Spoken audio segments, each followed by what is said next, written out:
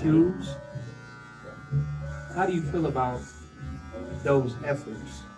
Now, you had mentioned about the people who are doing the, I don't know what that event is called, but they're outside, sleeping outside around the civic center. I think personally that for them, it shows compassion. It's an effort. I mean, they don't get a true feeling of what it's like to be homeless, but they are taking the time out of their own lives to say, let me go out here and sleep in this box, even if it's for none for one night, and just to show compassion. I mean, I understand. They may say I may not understand what it's like to be homeless, but at least I just want to show some people that I do have a heart and say, I'm willing to do this just to let them know that I'll do what I can for organizations who help. And there are organizations in Peoria who do help the homeless effort. I mean, it's not easy, but it's not like other places where they just don't do nothing for homeless. Okay. Where have you experienced that at, where they do absolutely nothing for the homeless? Well, not too many places I've been homeless, but I know there's other cities. Like in Atlanta, I work for a homeless organization in Atlanta. In Atlanta, they make it extremely convenient to be homeless. I'm telling you, you can live very well as a homeless individual. Oh. Yeah, man, you got churches, mega churches down there that come to organizations like Peachtree and Pine, which is a huge building that houses homeless men. They got a gym, they got showers. And it's just like for men?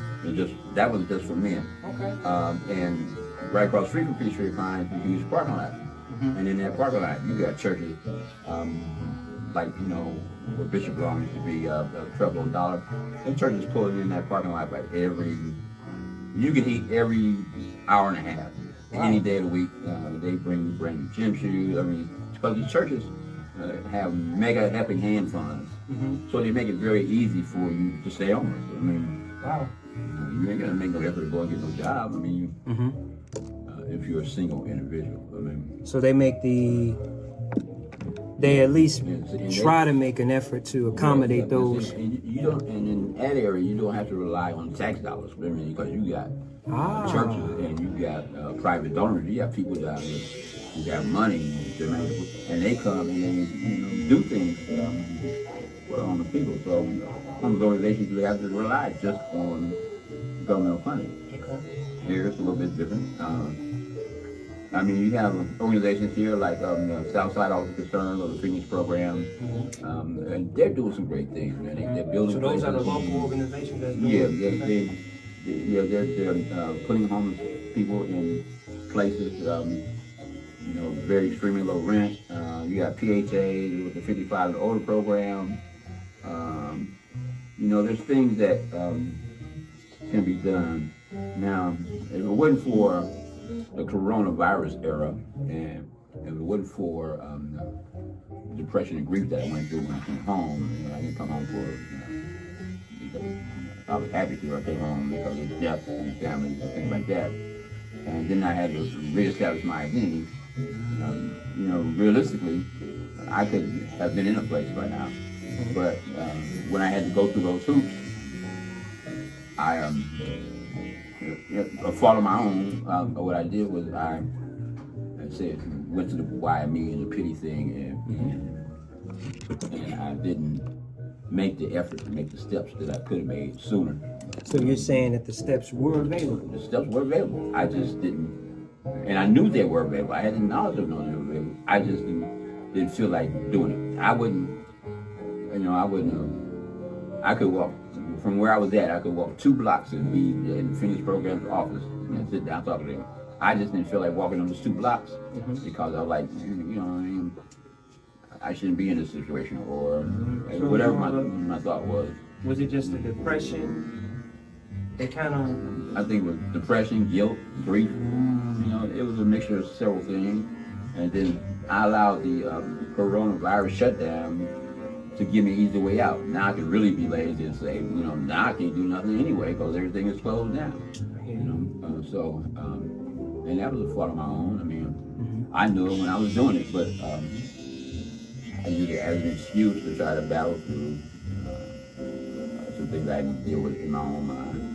And a lot of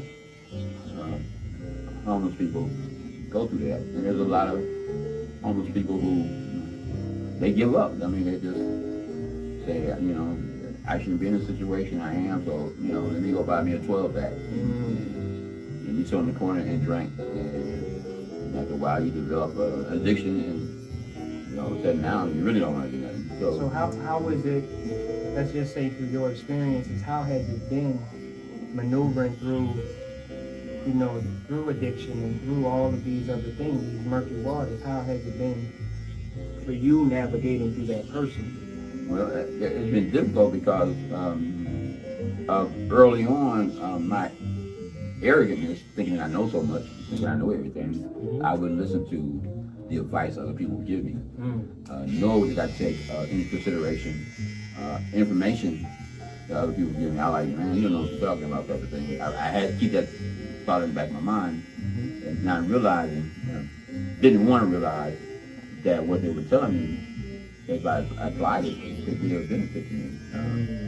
So I had to learn, whatever you go through in life, good, bad, or indifference, is a learning process, and you have to learn through that process. But how long? At what point did you realize that, man, maybe I could learn something from the people that were trying to show me something? How long was it? It was probably the past 18 months. My philosophy and my thoughts have changed. Wow. Number one. Another thing that has changed me a lot too is the time that you and I spent in our dog stand when we didn't have no customers because they locked the door on us. But that time was very valuable. Although we didn't profit anything, we lost. You lost and a lot, but we were able to talk and you'd be surprised at the things that I got from you.